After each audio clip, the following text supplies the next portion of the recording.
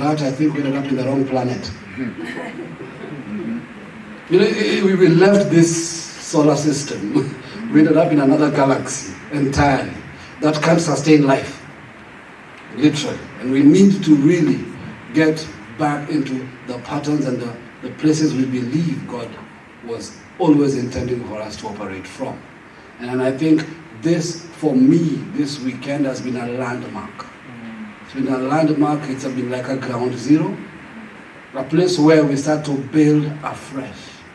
And then the reality is this, is that building afresh sometimes may even mean that you go look at something you thought was amazing and you have to demolish it.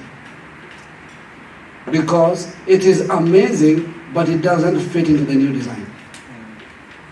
And if you rebuild around it, you will recreate the old design. That's the reality. So as this community, as Church Unusual, as the Silas community, and as other brothers that God has aligned us with across the nations, there is a whole new structure we are building. We are building out of clarity of what we've seen. We are building with confidence, and we are not building against anything. The worst way to operate in this new dimension with God is to benchmark, is to react to. We are not reacting to anything. Because most of the anythings we were. So we are walking away from what we were. And what we built, it has become inadequate. It can no longer carry what we believe God is trying to bring into the earth. And what we've discovered is, as we began this journey, greater freedom, greater relevance, greater capacity. Suddenly, everybody seems to find their place. Suddenly, everybody's capacity and grace is rising up.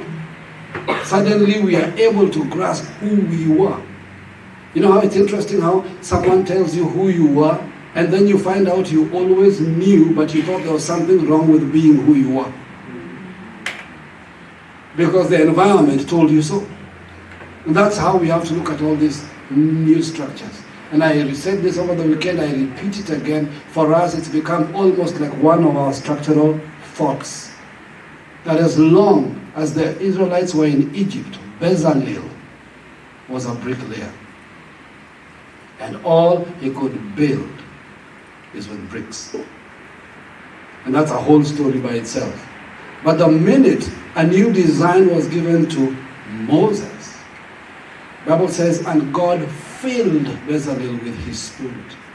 And then I find it interesting that the filling of Bezalel, the first filling I see in the Bible, interesting, prior to the day of Pentecost, had to do with design and architecture, not with tongues, and not with preaching.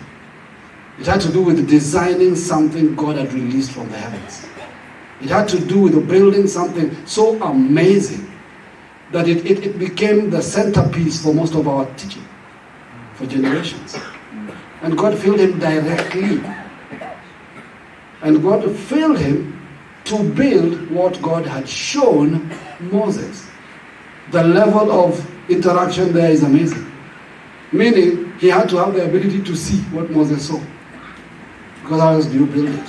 So the same source that gave Moses design is the same source that gave him the capacity to build into the design. And so that's how we look at this whole process. We have seen something, and it's time for the Bezalels to arise. They are holy ups, the people who can build this thing. And so that's the journey we are processing into. All right? So I say all that to say that we have really come to a place where post this place, we have to have the four leper mentality.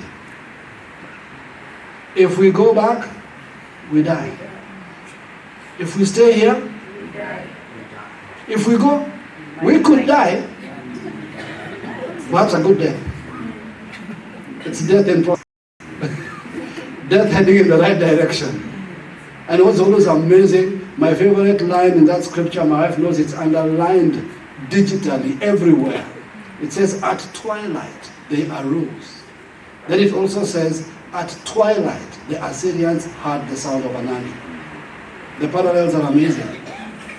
Their arising to move caused repercussions in the heavenly to begin to shift. So we choose. And see you family, you remember I said after this, ground zero, things are going to get very interesting. So church as we know it now becomes the former CU. So church as you know it is no longer an external issue. It's now an internal issue. It was great while it lasted.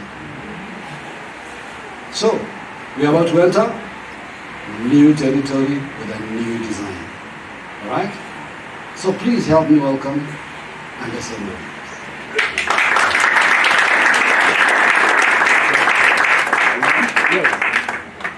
Well, good morning everyone.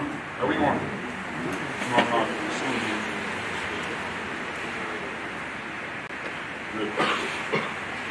Beautiful. Well, good morning, everyone. It's good to see all of you today.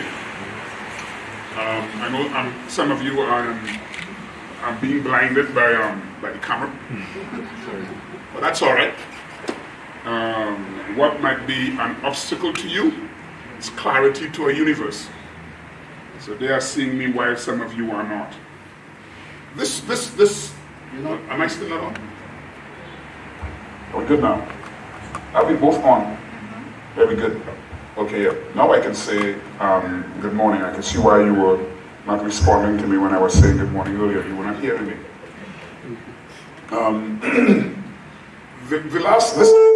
This last weekend has been literally revolutionary. And I'm not saying that because I've been the speaker. As a matter of fact, I have learned a lot in what I've said that I needed to go back and revisit a lot of things that was said. I had to literally go back and review the very notes that I prepared to take notes on the notes that I noted. And that's the truth. I mean, I was up very, very early this morning and going over a lot of the content of this last seminar, this last conversation. And the thing is so multi-layered and so complex, and I think we did the right thing in almost like taking a step back at the right time. Because it has so many other revolutionary components to it that it will require almost like you taking some time out to ruminate over what we have heard this last weekend, almost in readiness for another layer or another wave or another stream. Most of the things that we examined this week, I could honestly say it's been a matter where God has been literally teaching me. It came out of all kinds of traumatic and painful circumstances. People sometimes say that the word of the Lord, I get so excited. For me, it was very paralyzing. And it was very painful. The last 5 years of my life has been the most painful, but the most purposeful. It's been a real paradox. It's been the most brutal, but the most beautiful. It's been extremely tiring. Extremely tiring. But so dynamically advancing. I have never seen in my entire walk with God the level of acceleration, the level of movement as I have seen in the last 5 years. And that is like the greatest paradox. Almost everything that I really engaged in, all of that would be things that I preferred not doing. I basically have come to a point where this has been a remarkable journey, and this is just the beginning of it, and I'm just looking forward to seeing how this thing will unfold. Where are we going from here? What would be the next layer of our conversation? We have discovered over the last couple of days that the current matrix out of which we operate is nothing more but a hoax. We've been fooled, people. We've been deceived. We've been bamboozled. We have been literally blindfolded, a devil, and all kinds of systems worked seamlessly together to blow smoke in our eyes. And from a posture of absolute blindness and blurred vision, we have engaged in building initiatives that fools us into believing that it is the model that God wants. As we said this week, God never intended to build any church. Church doesn't exist in God's vocabulary. It might surprise you, but when Jesus said, "I will build my church," that is what your translators told you. God never said it. Jesus never said it. The word does not exist in the Bible. It never did.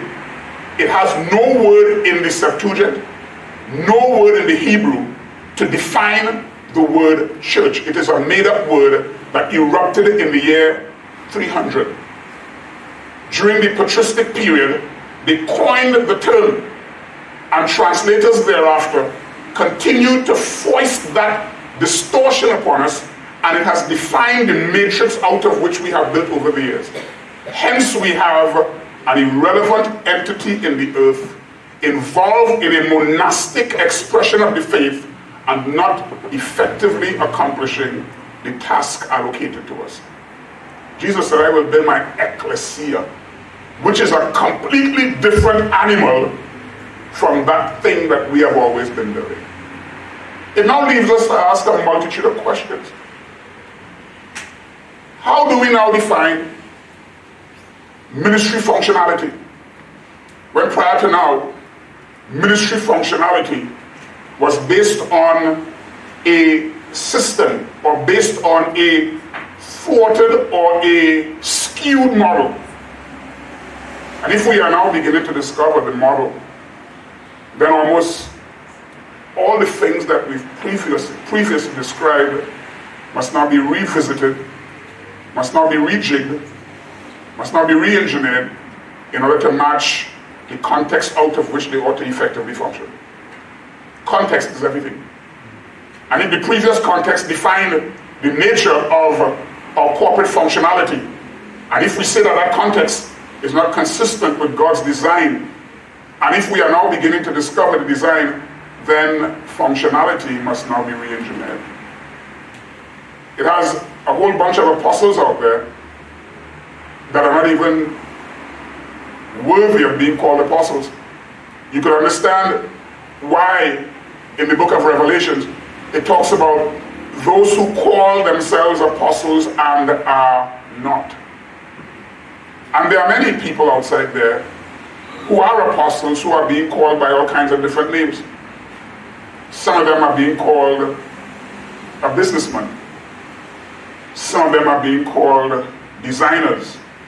Some of them are being called web architects. But because the previous design basically gave a definition of ministry functionality, a whole bunch of people stood by the wayside. Some of them even gave up their primary calling to become something that they should not be. Now we have to redesign the thing. One person asked me once, sometime, I don't know where it was, I think it was in Ireland last week. Somebody asked, well, do you have any example of a current model that really represents what you are saying? The answer to that is yes. However, I can't tell you who they are. We have to leave that for another conversation. And I promise you, we have to leave that for another conversation. Because I think even that model was sufficiently smart to disguise their operation by projecting church when behind their ecclesiastical form was a behemoth called Ekklesia. There is the need for us to kind of circle back around and take this conversation to the next level. However, this is not the time to do that. I think that the circling back around has to occur maybe sometime next year. 2020 will be a significant year. Very, very significant year. 2020 is a year of significant, massive, overwhelming building. I think God will quantum leap some of us into areas that's way, way far bigger than the current baby steps that you're making. But we have to circle back around. And in circling back around, we have to now really have a conversation about what the kingdom looks like. Jesus said, upon this rock I'll build my church. I will give you the keys of the kingdom. What does that look like? Again, a lot of our concepts were defined out of a church matrix. And so we gave nice little concepts that would be appropriate to the wonderful little singing songs and Christian kind of stuff, but now all of that really calls us to rethink. You have to circle back around and talk about that. You have to circle back around and talk about the whole thing that I call singularity. Kingdom naturalization. We have to circle back around and get down to the issues of kingdom civics. We have to circle back around and talk about issues of constitutionality, issues of legality. We have to circle back around and talk about oikodomio. It's the Greek word from which you get the current day term economics. Because kingdom economics has a lot less to do with dollars and cents and a lot more to do with the corralling of a people to create economic models that's far bigger than what we have at the moment. We have to circle back around and visit issues of kingdom economics. We have to circle back around and examine models and forms. We did say on Thursday night that we will talk about near to 15 different alternatives that I have looked at and I have examined over the years. Different models. We have to circle back around and look at them. Not necessarily for those models to define what we do, but at least they would provide us with, number one, a context that we are not mad, that there are other people. And I have been interacting with all kinds of people over the last couple of years. I don't think that I would have spent as much time on planes that I've done in the last 3 years in particular.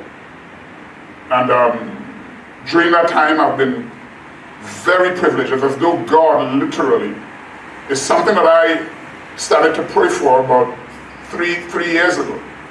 Right at the time when I began to almost like settle in the fact that the summons of the Lord upon my life was there. It was still evident, strong, it was clear in my heart.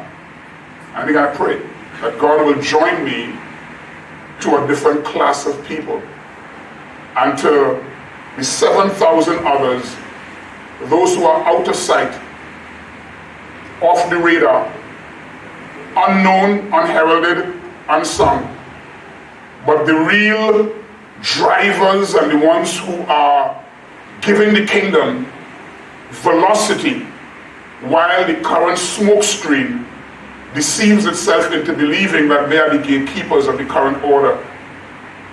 And God began to join me to people. Movements in the countless millions. I always thought that these things didn't exist. Lived in a bubble where I really thought it was the totality of all that God was and all that God was doing. And suddenly I began to interact with assistants, baptizing 1.8 million people in a year, and you suddenly get confronted by an enormous world that you have no knowledge that they existed. Got confronted by guys who were planting churches in the thousands across the nations of the earth. Sat and had interviews with guys who could not even count the numerous amount of churches that they started in the Philippines, deep inside of China. we suddenly realize that an enormous world and people are doing things beneath the radar, pushing the kingdom purpose forward, giving a sense of validity to what God wants to do. And those are the people that I began to talk to. And that provoked me. It provoked me. And for those of us in this room, those of us sharing in this conversation, those of us who shared in this conversation, I want to encourage you to take the next step with boldness.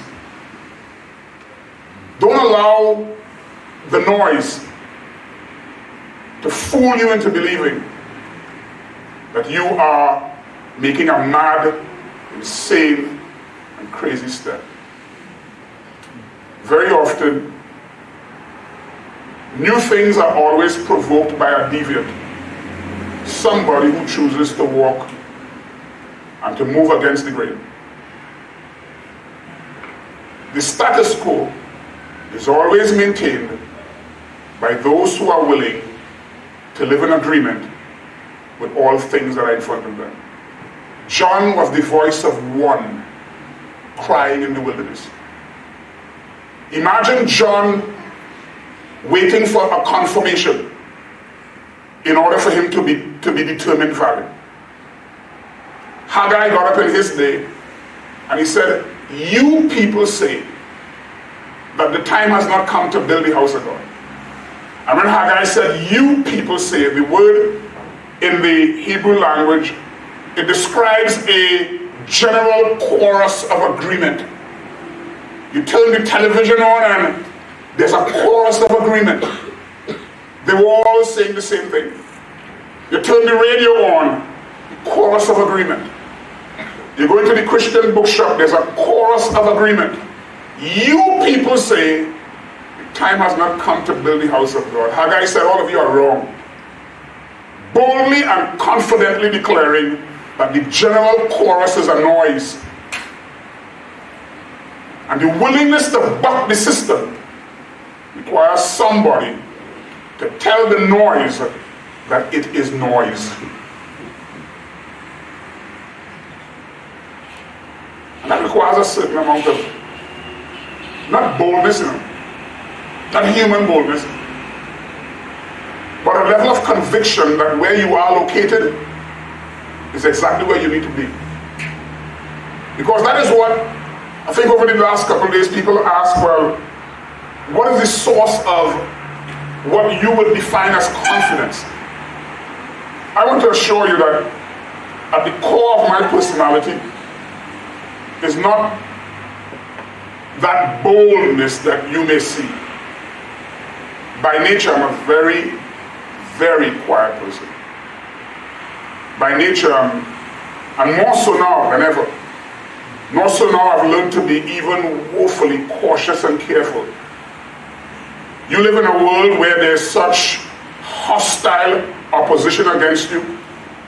You develop like an internal pushback capability and a resistance component to that you may define as confidence. I define it as massive pushback. But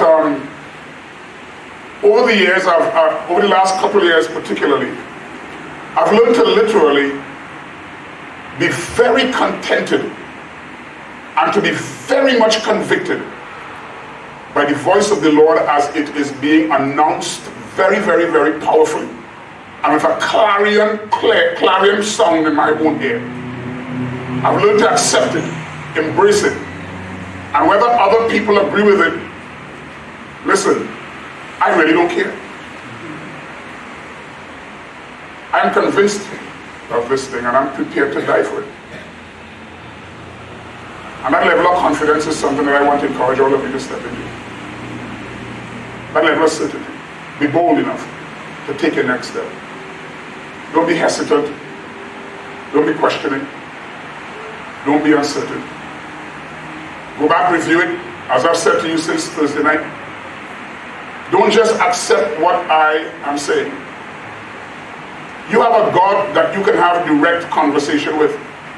Martin Luther fought, men died, gave their lives in order for us to have direct communication with God. Men insisted that you have the Word of God in your own vernacular in order for you to have direct access to God. So that you could go back and review, that you could go back and think, that you could go back and do the Berean thing. So it is not the appropriate or acceptable thing just to hear, do the Christian nodding of the head that basically means, I don't understand a thing that you're saying, but hallelujah. You know, and there are systems that seem to almost like hate the fact that you could have direct access. You know, you have direct access to God. Go and talk to Him. Go and interact with Him. Hear what God is saying. For some of you, you have bosses and lords over you who will tell you don't pay attention. You have masters over you that you find yourself having to submit to, sometimes to the detriment of your own obedience. The time has come to, the time is way too critical. And me personally, listen, I'm not going to allow anybody to cause me to drift from the areas of my current liberty. That's how I am right now. Let me talk to you of some of the areas that I believe are critical, because I basically thought that from last night, last session yesterday evening, I thought that I really felt that enough was said, that we could just take a step back and have more conversation as opposed to just plugging away at the issues in front of us. I think that a lot more of what must be said, it must be more or less left in a place of abeyance until another time. We're going to pick up on some of this conversation another time. But let me talk to you a little bit tonight, this morning. I don't know why I say tonight. Let me talk a little bit about some of the areas, the posture that must be assumed. And we're going to start by talking a little bit about the issue of relevance. And I really believe that one of the reasons why God is actually shifting our gaze to a new architecture is because He really is very much concerned about us standing in the earth as a relevant entity. And when I say us, I'm talking way beyond the context of this Kenyan group that is immediately inside of this room. Because I'm very much aware that I'm speaking to an audience far bigger than you who are in this room. Than even you who are listening to this video. That God really is pointing our gaze to another architecture because His concern is for impact. His concern is for acceleration of His objectives. His concern is about the culmination of His intents. His concern is bringing finality to His cause. His concern is the maturing of every saint. His concern is a massive grassroots movement that will eradicate the current Nicolaitan component that is informing most of our structures. His concern is for a mature company joining a coalition of the most competent, pushing and lending their nudge and their push so that we can really move across the earth and bring this thing to finality. Relevance is critical. Relevance requires a radical departure from the prevailing distortions that have so often defined us. A radical departure from all of the prevailing distortions, and those distortions would involve attitudes, perspectives, behavioral norms, systems and structures, relationships. Radical departure from the prevailing distortions that we have allowed to define us. Relevance is not celebrating the people that we are. and the people that we would like to be. Most importantly, relevance really defines the people that God has ordained that we be. Relevance takes us out of that zone of carnal ambition, of that human quest, that distorted passion that masquerades as something authentic and genuine. Relevance basically insists that I surrender my own pursuits, my own desires, in deference to God's objectives and God's intent. Even if at the moment that stands at variance or in opposition to what I have as the standard. Now that is really very important. Because more often than not, when God confronts us, very seldomly that confrontation is met with excitement, you know. The confrontation of God is seldomly met with excitement. You know, we always say, oh, I'm so excited, I'm so excited. The confrontation of God is seldomly met with excitement. Sometimes the confrontation of God is met with paralysis. It freezes you. It brings you to pause. It's like a solid red light in the spirit that says, stop, slow down. Very seldomly is it a green light that says, run recklessly and wild with some uncontrolled frenetic pace. The confrontation of God brings us to that state of paralysis. And that state of paralysis is where you begin to ask the appropriate questions. That's when you enter into what I call that Voltaire mode. Voltaire was one of those guys who was critically important to the Renaissance. And the Renaissance period required that we dispense of a certain degree of depressed knowledge, information. Get rid of the stupidity that has always informed us. Ask the right questions. The confrontation of God forces you to ask those questions.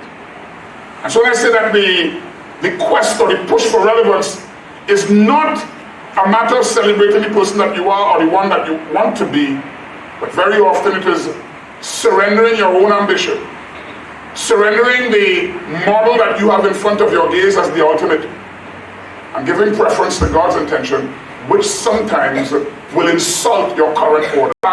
In sync with eternal intentions, you find yourself living inside of a divine slipstream.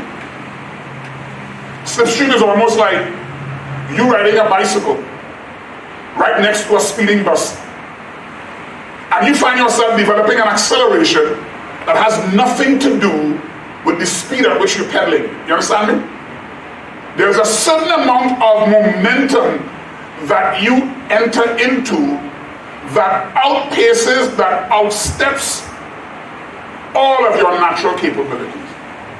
And you need that, because where we are going to in God, your competence will betray our efforts. Where we are going to in God, your experience could betray our efforts. Not could, it would. Experience is a wonderful thing. A guy called Elihu once told that to Job and a couple of his advisors. Experience is a wonderful thing, but you know what? That thing can be woefully inadequate, because relevance, that is just human reaction. Relevance is of the heart. It's ongoing alignment of the heart. Ongoing, constant calibrating of the heart. Ongoing adjustment. And that is I wish I could tell you the multi-layeredness of that. Ongoing, all the time. And that ongoing alignment and calibration of the heart, it really informs the kind of friends you bring close. It really informs the kind of conversations you have at home. The ongoing alignment of the heart, it informs the kind of relationships that you pursue. Ongoing alignment of the heart. Because at the end of the day, we are not just concerned about becoming better humans to go to heaven. We are really concerned about effectively representing God in the affairs of the earth. Now let me look at that in the context of a human being, and his name is Joseph. Joseph has actually captured my attention over the last couple of years. But I'm going to kind of jump into Joseph and kind of go further. Because at the end of the day, we are trying to describe some of the basic platforms that will determine the confidence with which we do what God called us to do. Because I did say to you that take your next step with boldness. Don't let the noise distract you. For some of you, that means all kind of things. That means all kind of things. That means Reuben having to go back to North Dakota and having to build a community inside of there, having to design a Liberian diaspora despite the noise of his Liberian culture, despite the noise of church models that he has grown up and looked upon, admired, and considered to be the normal. Despite the noise of humanity trying to convince him that he's not white enough, that he's not educated enough, that he's not wise enough, that you have to silence that noise and build. Here it says about Joseph, Psalm 105. Let me read this. Psalm 105. Let me read from verse 16. It says, he called down famine on the land and destroyed all of their supplies of food. Now this is about a guy called Joseph. He called down, that's God, called down famine on the land and destroyed all their supplies of food. Sometimes God will destabilize circumstances around you just to get you where he wants you, you know. that is as revelational to me as you could ever imagine. Sometimes God destabilizes things around you to get you exactly where he wants you. He called down famine on the land, destroyed all their supplies of food. And while that's going on, beneath all of that, beneath the radar, so you are there looking at famine and God sneaks Joseph right under the whole system. He sent a man before them, Joseph, sold as a slave.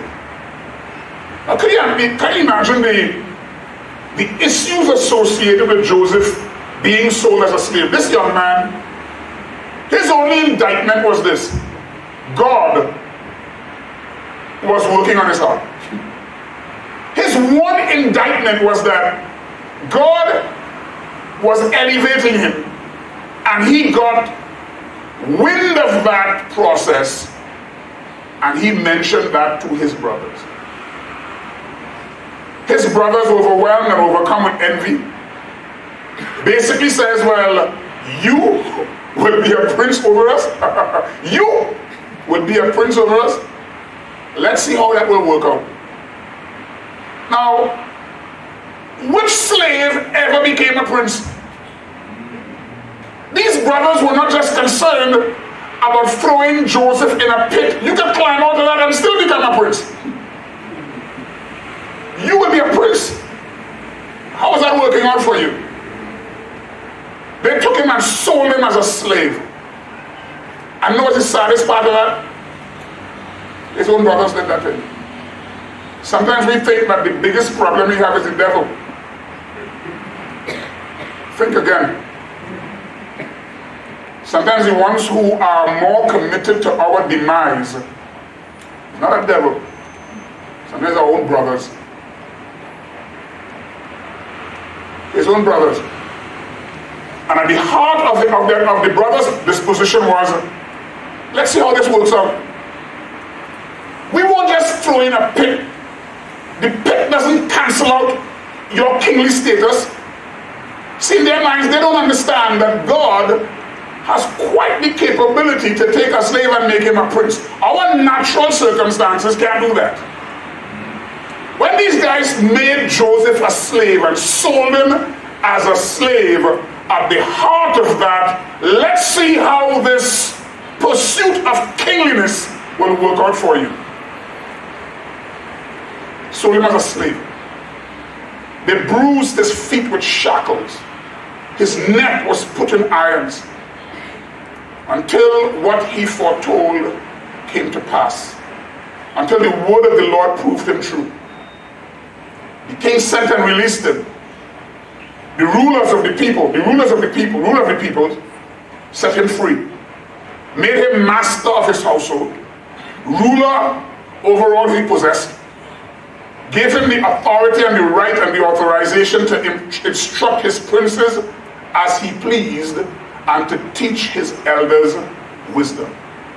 Now that is Joseph. Now there are several things that I want us to underscore in Joseph in the context of relevance. Sold as a slave. His own brothers literally overcome with envy and jealousy and wanting to cancel out this man's destiny. And they thought the best thing for him was slavery, was servitude. Sometimes people can advise you about your future, and sometimes that advice really is designed more to be an abortion of your future.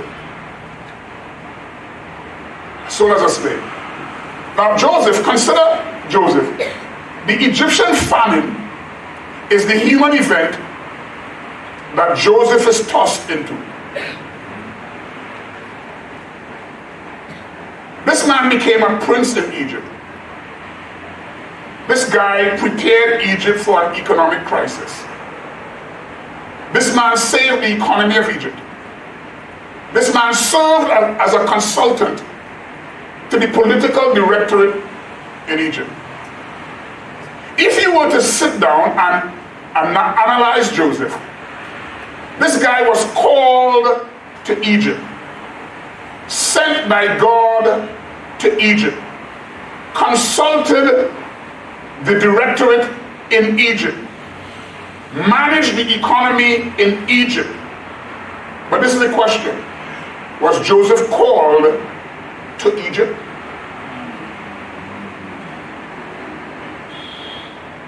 See, there's a distinction between the areas of your functionality and the areas of your ultimate responsibility. Joseph was not called to Egypt. Relevance requires that you make that distinction. Joseph's call, while he worked in Egypt, while he served in Egypt, while he had the economy of Egypt, while he managed the disaster and the famine in Egypt, God sent Joseph not for Egypt. God sent Joseph to Egypt for his brothers. Now, if you can't read into those dynamics, you could be sitting in Egypt celebrating relevance and God saying you are absolutely irrelevant. You could be in Egypt and doing all this stuff. You could be writing books about economic management. You could be writing books about the power to consult the political order of the day. You could be writing wonderful books on how to manage global economic realities. What is the rule for managing crisis? You might make a lot of money writing the books, and God could be saying, that is not what you are there for. You are absolutely irrelevant.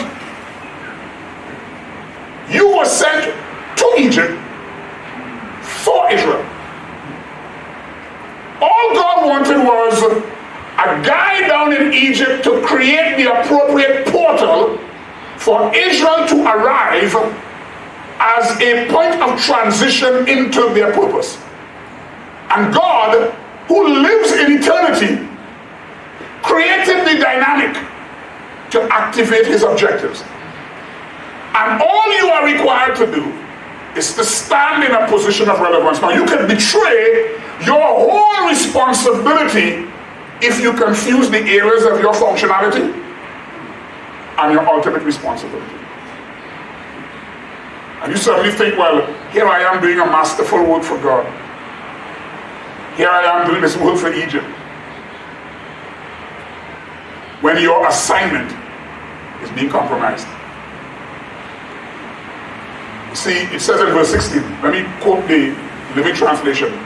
He sent Joseph as a slave to Egypt to save his people from starvation. Joseph's call ultimately was to save his people. Are you following me?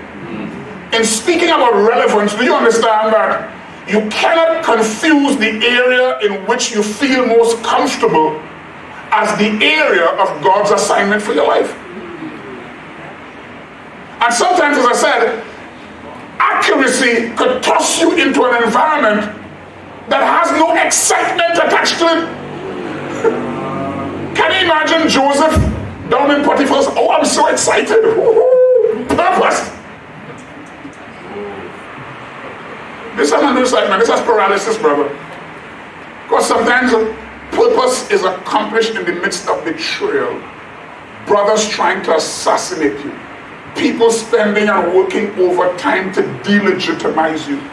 It is in the middle of all of those somewhat painful realities that you have to discover the environment of placidity. You have to learn to find stillness in the midst of much turbulence. You have to discover that place of clear sound in the midst of clear noise, in the midst of overwhelming noise. That is not a place of excitement. There's nothing exciting about that. Because if you only look at Joseph in the context of, wow, purpose, you could miss your assignment to the ultimate. How could that have been missed? This is how you missed it. You get down into Egypt and you miss the real reason why you are there. You'll feel justified in giving back your brothers what they really deserve. You feel justified. The day your brothers show up looking for food, the day your brothers come knocking on your door, you'll feel justified to tell them where they need to go.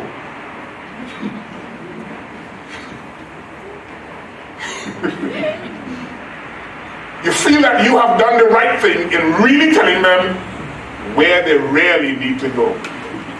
Not to France.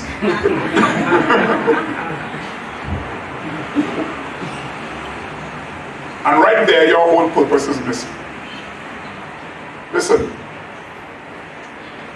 purpose sometimes comes through the most unpleasant circumstances.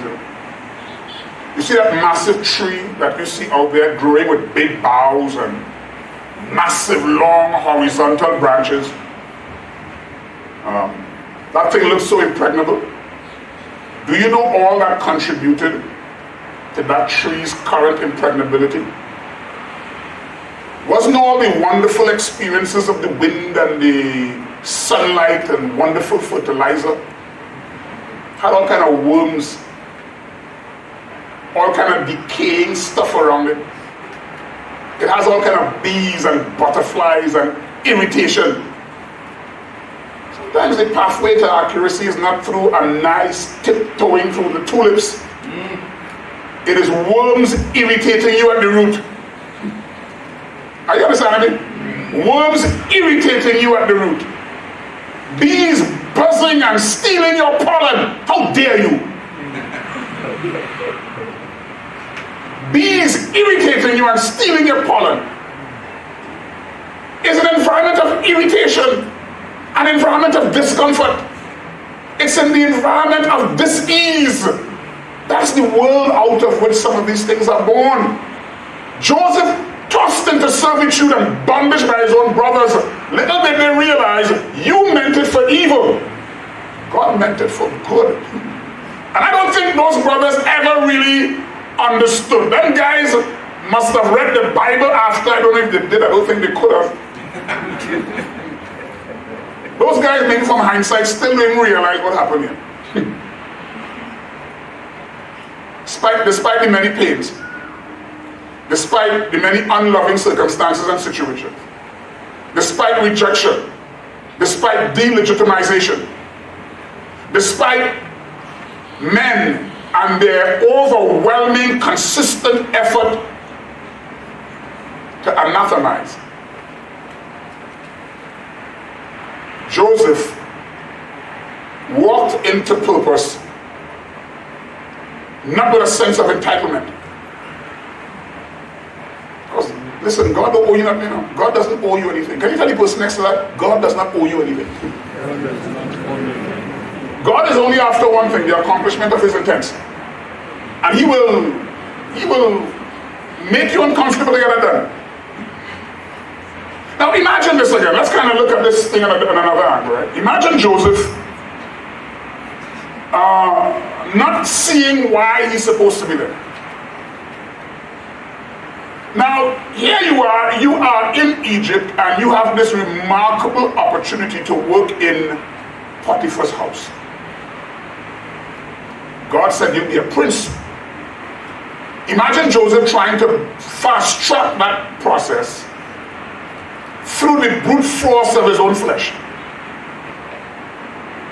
You know, Potiphar's wife could have assisted in that matter. Put a word in your husband for me now. Listen, anything born out of the energy of the flesh does not register on God's database as legitimate. Anything born out of the energy of the flesh will not register on God's database as legitimate. Example, you say Ishmael. Imagine Abraham had a son. Abraham had a son. Do you know that Abraham had a son before Isaac? And that son's name was Ishmael. How could Abraham have a son whose name was Ishmael? And God comes to Abraham and said, take now your son, your only son. It means he didn't recognize Ishmael? No, how should I? Born out of the energy of the flesh, it does not register on my database as legitimate.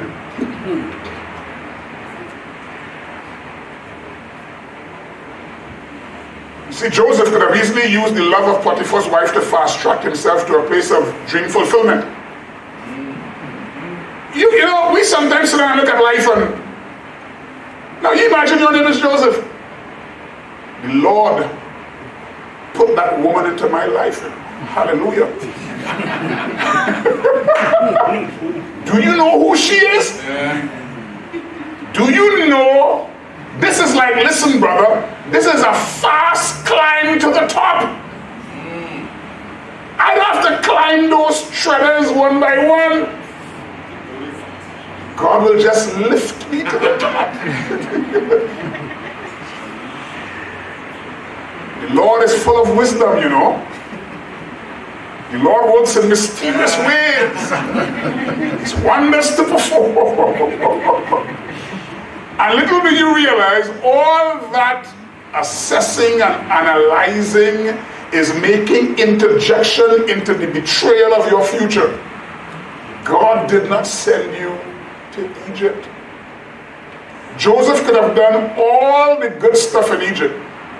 He could be celebrated as a mighty economist and still remain irrelevant to the purpose of God, irrelevant to his times, betrayed his generation, and cancel out his ordained inheritance in God. You follow me? Now that's a moment where, as we say in the Caribbean, you pinch yourself. There are two things that gave Joseph that sense of legitimacy and authenticity. One is being configured for the task, being correctly engineered for this assignment. And I want to say that the reason why we are having conversations the likes of which we are having, and sitting down and discovering truth the way in which we are discovering, and having follow-up discussions and being extremely strategic in the way in which those discussions are had, being careful not to be too impetuous, being careful not to be too frenetic and crazy. What may appear to some as procrastinating, it is just the carefulness with which we want to do what we are doing. The term that I use is beta testing this thing internally. You need to just kind of run the thing inside and check it. Because at the end of the day, we must stand not necessarily having a vision, but at the end of the day, this vision must have us. At the end of the day, we don't just want to speak articulately on a matter. At the end of the day, we want our conversation to extrude out of a conversation. Bro, that ain't church. What that crazy stuff you're talking about? You fall back into the norm. Internally configured for the task. And that is something that I'm sure that conversations must be had. And I know very well the nature of the leadership that exists here at CU. I know, because, listen, I know that you all are the type who will sit down until 2 in the morning. All the people mad, you know. You always sit down until 2 in the morning and just, bulldoze this thing on all fronts. When I say mad, I mean good mad. Good mad. That kind of stuff. I was talking to Ruben earlier about what I call observable norms. Because Ruben is here from North Dakota and heading up our initiatives inside of the Liberian diaspora. I did tell you all about the All Hands on Deck initiative. All Hands on Deck initiative. I like the term. The All Hands on Deck initiative. And the objective is to bring a massive and overwhelming kingdom assault upon the nation of Liberia. And so we are activating the Liberians on the ground in Liberia, empowering and turning things on and creating different teams to confront different levels of the society. And it's almost like a kingdom cabinet that will exist alongside the existing political cabinet. And I put it this way, the existing political cabinet is a shadow cabinet. But we are building a cabinet or a system on the ground that is seeking to confront humanity on every level there. And we are trying to involve the entire Liberian diaspora around the world. And Ruben is leading that assault. And then we are also involving friends and lovers of Liberia, people from around the world. So Ruben is here watching on and paying attention and identifying concepts that will at least provoke some of the architecture that he is building. So that sitting down and brainstorming stuff until 2 in the morning, that is something that Ruben and I were talking about. That's the brainstorming series. Making yourself appropriate for the task. The second thing that pushes Joseph into a place of absolute relevance is the fact that, listen, this guy was living inside of a divine assignment, and that is critical. Joseph was living inside of a divine assignment. He was sent by God. Living inside of an assignment is far bigger than your ambition, far bigger than your own ego. Living inside of a summons from the Spirit, inside of a klesis, a call, you find yourself literally deferring to the dictates of that command. In order to reflexively live and express the way of the kingdom, there is a need for the current company of men and women to become a lot more convinced of, a lot more secure, a lot more settled in the commissioning of the Lord, that you believe that you are sent to do this. Now again, listen, if you don't live with that reality, the day that your brothers come knocking on your door, you're going to act differently.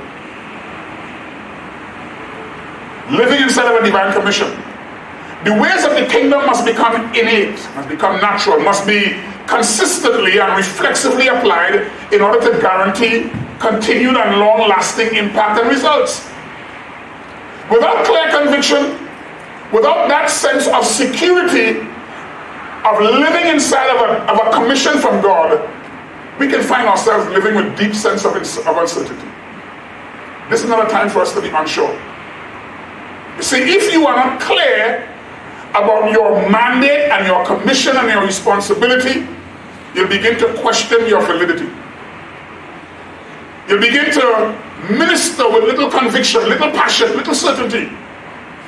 You'll begin to operate outside of your allotted spiritual sphere, because you will start to define success based on how you perceive it to be in your own gaze.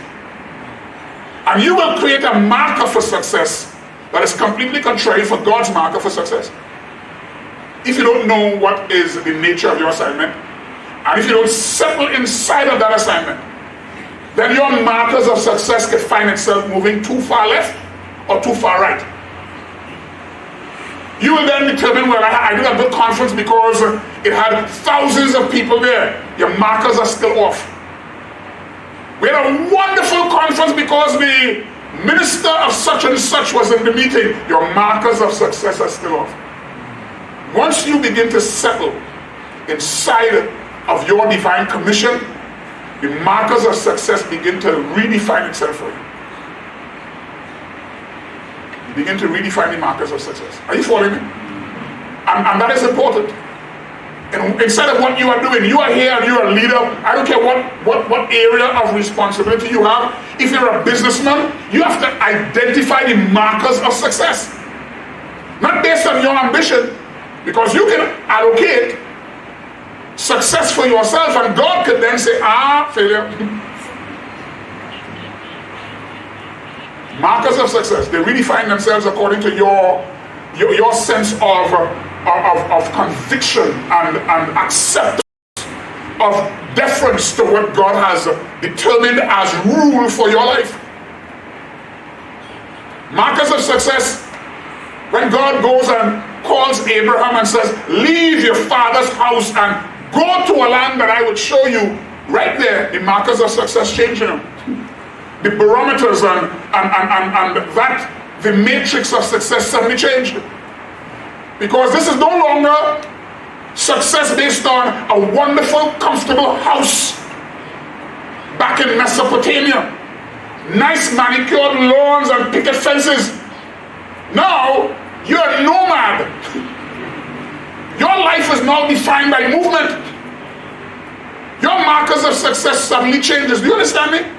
For the guy with the picket fence and the nice manicured lawn and the 7 bedrooms little mansion, that no longer appeals to you. Because where you are located, if you get a mansion and all this stuff, it betrays the nomadic life that God has called you to. Your markers of success suddenly changes. The moment you settle in your mission, the markers of success changes. As a businessman, you think, well, the markers of success is just sitting down and looking at the spreadsheet and admiring the many zeros. Oh, what a successful entrepreneur, businessman I am. And God said, wrong. God's markers of success for you is like, listen, it's not the many zeros that you look at, it might be the many zeros that you have to invest in terms of kingdom purpose expressing itself across the earth. But your markers of success is not the zeros that you are admiring, it's the many zeros that you invest in kingdom purpose. You understand me? You see, without that clear sense of commission, you can find yourself yielding too easily to mimicking another man's success in an attempt to find approval from that man. You settle inside of what your command is, man's approval suddenly loses that resounding sense of, oh, it feels so good. You know that inner warmth you get When somebody says you're doing a good job, you no longer feel that, in that sense of like, almost like the bowing of the head, like in the movies, you go, the sense of disappointment you feel when somebody says that that's a wretched job you're doing. That sound, it no longer is heard in your ear. You no longer feel that warmth, that glow in the inside. It's gone. You no longer feel to bow your head when somebody tried to condemn you. That's gone. Living inside of your divine summons, you surrender that approval, that longing for the approval. Because listen, you live in that place to be approved by man, you will bend, twist, you will do gymnastics to get it sometimes.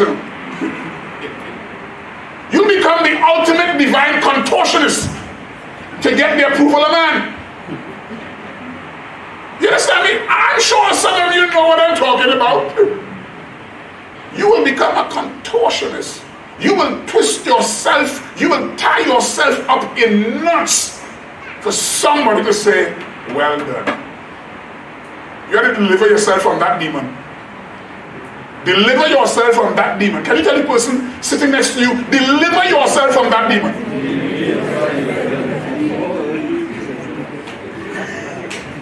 Because that pursuit is born out of the fact that I'm still not sure.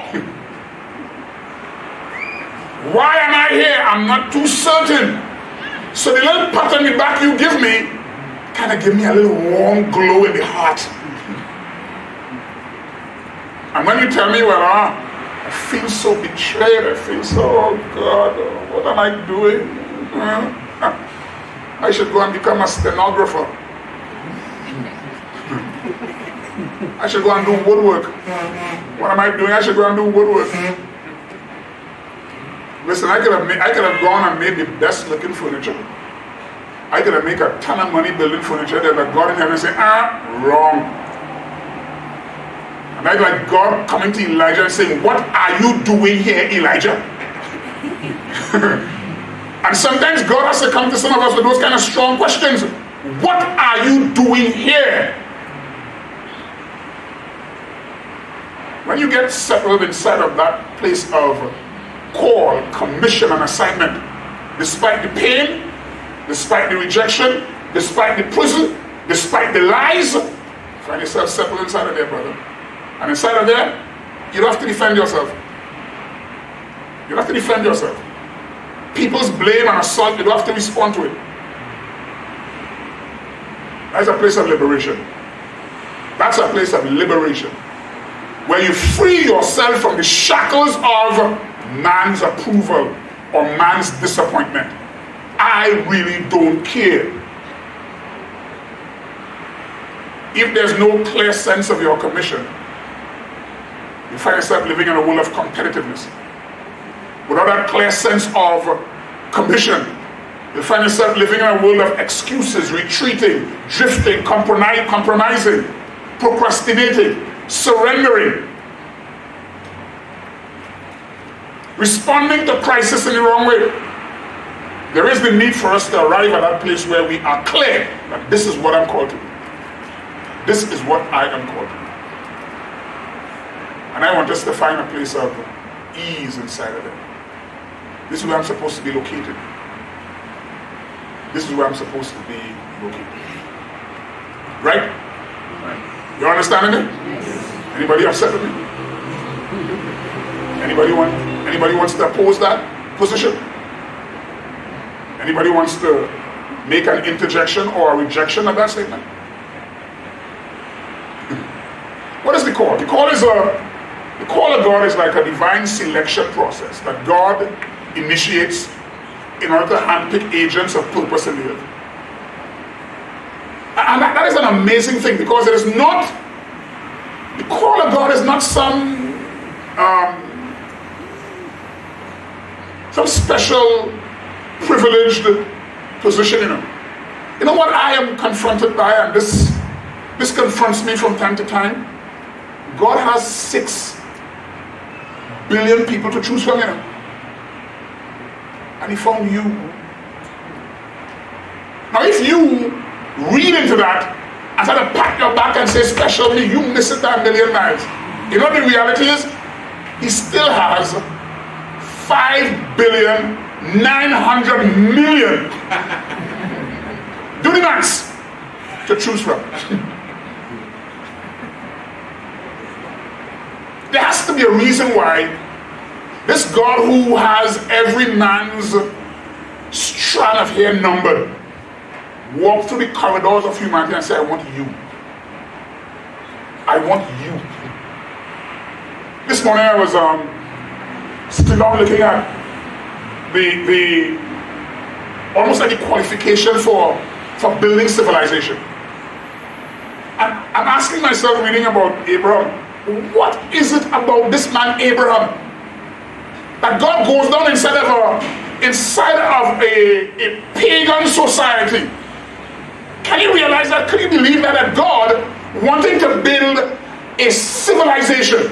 Israel was not just a nation, it was a civilization in which there were systems of economics, systems of finances, systems of health, systems of hygiene. When God built that civilization and made it a model society, when God came up with this grand idea to build a model civilization, he went and handpicked a guy from inside a pagan society. You would think that God will wait a while until there's church and then choose a reverend.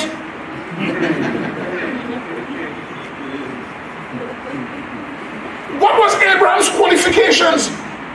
What was the man's background? Why would God find that guy? A complete heathen. Do you understand that the Jewish race did not form or emerge out of all this wonderful purity? No, it started out of paganism.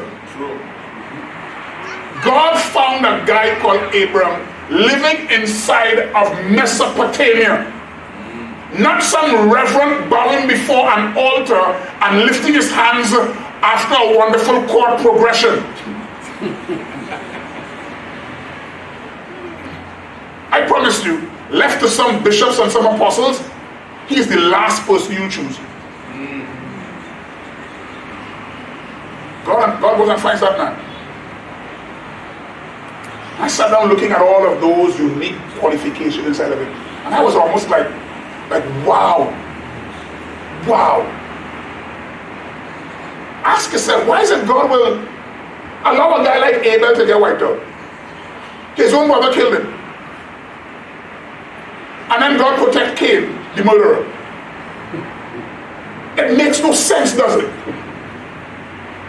And you ask, why didn't God protect Cain? He was a righteous guy. The guy was cool. He offered proper sacrifices which God accepted. But though God accepted his sacrifices, Cain, his brother, lifted his hand and murdered him. And that same God who accepted Abel's sacrifice did not turn around and protect him. But the murderer, Cain, God said, I put a mark. Nobody will touch you. Those things mess you up, you know. It messes you up. And you read that from a religious perspective, you suddenly have to ask yourself a certain amount of questions. There are many people that you write off that you have no idea what God is after. No idea. The point I tell most people, you know 2 things about a man. 2 things, you know. And you want to execute them. God, if you mark our transgressions, who will stand? God knows more about you and I than I know about you or you know about me. If he is to mark our transgressions, not a single one of us, even the self-righteous apostles in the earth, not even them will stand.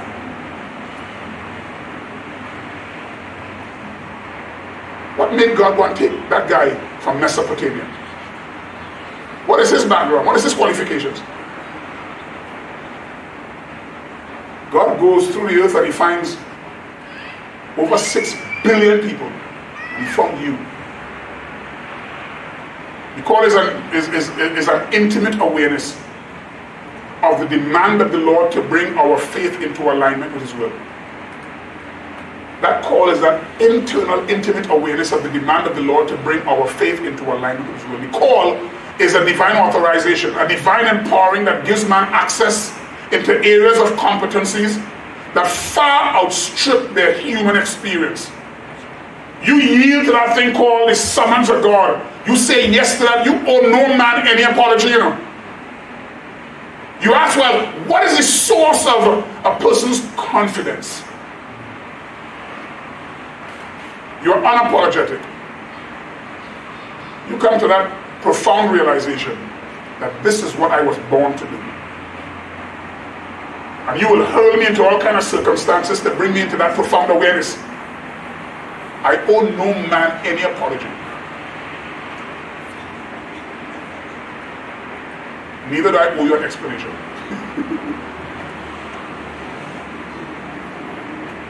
Call is a summons to partnership with God in the actualizing of His eternal realities. Right? Listen, I'm going to stop. I'm going to stop. You know, Paul talks about this thing.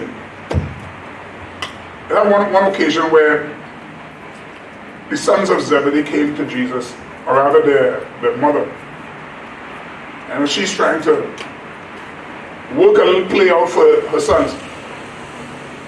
And she says to Jesus, she said, you know what? I have these two boys home. You know, they're good boys, you know. They're good boys. I raised them well. Would you, based on my knowledge of these guys, put one on your right and one on your left? Jesus' first question was, do you know what you're asking for? And my question to all of you people here who would like to say, yes, I want to live inside this thing called the call of God. I put my hand up, God, you know, I would love to live in this realm. My first question is, do you know what you're asking for? I think more often than not, we think that this world out of which purpose is executed is a world of fanfare and applause and rock star status. No. This very often is a world of pain. Do you know what you're asking for? And he said, even if you know what you're asking for, are you able to drink of the cup that I drink? Now you hear these kind of questions, you almost want to sign out before you list in. Are you able to drink of the cup that I drink of? Because listen, that is not a glass of champagne. That is not a mimosa. It's not a nice glass of Coca-Cola, or for some of you, a Monster. Are you able to drink of the cup that I drink of? He said, are you able to be baptized of the baptism that I will be baptized with? Now, those are really important questions. And then he gave the clincher. He said, well, maybe perhaps you have some internal resolve that maybe you know what you're asking for. Maybe you are quite capable of drinking the cup that I drink of. Maybe perhaps you are well prepared to be baptized with the baptism I'll be baptized with. But you know what? It's not for me to give. This is basically given to those whom the Father prepared for. And observe, the call is not just an arbitrary thing. There's an element called preparation. It is designed for those that the Father has prepared. What you are embarking on and what we are corporately embarking on, if you don't make that next step, some internal resolve, knowing that I am numbered among those that God has literally prepared for. I am one of those that God has earmarked. I am one of those whom He tossed my soul into iron. I'm one of those who have been able to make that clear distinction between areas of functionality versus areas of responsibility. I'm not one of those who still trying to assert my ego or assert my ambition. I'm not one of those who's still hoping that I could force my way into purpose by the brute force of my competence. If you live right there, guys, make your next step with boldness and confidence. And when they oppose you, when they resist you, when they tell you that nobody else is saying what you are saying, you don't have to apologize. You don't have to give any explanation. Make your next step with confidence. And know that God will back you up. If what you are doing, and this is something I hold to quite a long time ago, if where I am is where God has determined that I be, my many detractors, they could speak, they could hate, they could insult. At some point, they'll find themselves kicking against the goals. If where I am in God is where I should be. And that level of certainty is what ought to anchor itself instead of what you do. Because there will be detractors. There will be those who are saying that you're mad, you're crazy. This is not what you should be doing. Arm yourself with the appropriate resolve and build. Don't let your guard down. Be wise as serpent. Be harmless as doves. Possess a heart that is pure. Possess a deep sense of empathy for your brothers, for humanity. Know that what you are doing and what you are engaged in, it is not designed to receive the accolades of men, to receive the applause of men. This is only designed for God to sit in the corridors of heaven and rejoice in the fact that He has found a person, a people through whom He can execute His objectives. All these things together. I'm going to stop right now. I'm going to pray for you. Father, here we are in Nairobi. It's just a portal through which we speak to a bigger world. There are people listening across the earth on all kinds of different platforms, YouTube and Facebook and Instagram. But wherever we are, wherever they are, you know where to locate them. You know where to bring life and value to them. Lord, you know that you are the one who designed, long before we were here, long before there was an earth, you determined the core, because God, your word says that the core existed long before there was a foundation in heaven. Now, Father, I ask in the name of Jesus that you will really begin to stir and awaken and put your spirit upon men. That as we corporately put our hands to the task, that God, we will do that with a deep sense of sobriety. We do that with a deep sense of conviction. We do that with a deep sense of certainty. That when the winds and the detractors and the naysayers, who are many, which seek to deter and stumble and derail, we are certain that we have a God standing near to us who will help us along the way. Father, help me. Help me. Help me. God, help Charles. Help Ruben.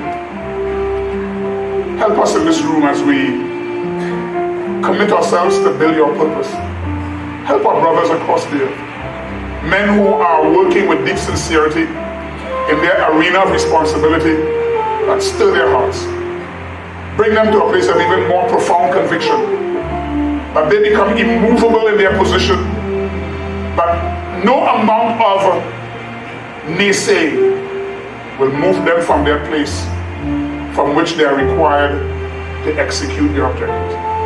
Lord, we give you ourselves. We give you our hearts. We give you our ambition. We give you our egos. We give you our motivation. Like the angels standing in the corridors of eternity, taking off their crowns and laying it before you, Lord, we take our crowns. All that gives us our sense of personhood, and we lay it before you. That your name will be honored, your name will be glorified. Lord, we seek to do your will. And while we may stumble, while we may fumble, while we may say the wrong thing, do the wrong thing from time to time, we are grateful that you examine our hearts. And God, if you look way past our own failings, you will find the people right here who are totally committed to doing your will. You found men of all kinds of varied experiences and backgrounds. And now you are adding us to that enormous cloud of witness. We are not perfect, but God, you are perfect. You are faithful. So God, help us as we move forward in you. Help us that we can honor you and glorify you. In the name of Jesus. Amen. God bless you.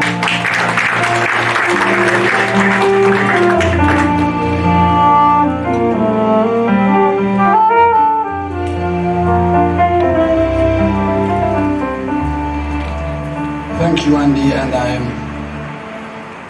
at times like this, you look at all the issues that have arisen and the thoughts and what has been said, and you begin to examine yourself in a number of ways. And the question is always, what ought we to do?